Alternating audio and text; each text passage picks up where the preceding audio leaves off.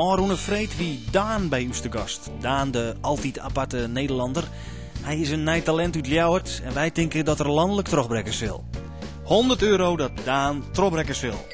Het radioprogramma Noorderwien, alle middags van Jelvertwaan ontfjouwer bij u op de radio. Daan hier geen clip en halve Pieter en ik dachten, wij kinderen in mijn camera. En dit is een registratie van zijn radiooptreden. En Willem de Vries vreeg Daan hoe het er om die aparte namen komt. Nee, maar ik kwam een keer midden in de nacht thuis. En toen mailde ik met mijn neef uit België.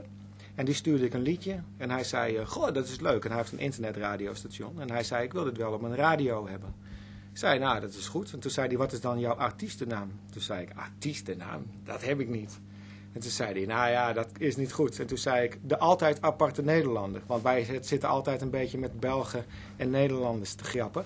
Ja, en toen kreeg ik 40 bladzijden van haha, haha van hem terug. Dus toen dacht ik, nou, dat is best wel grappig.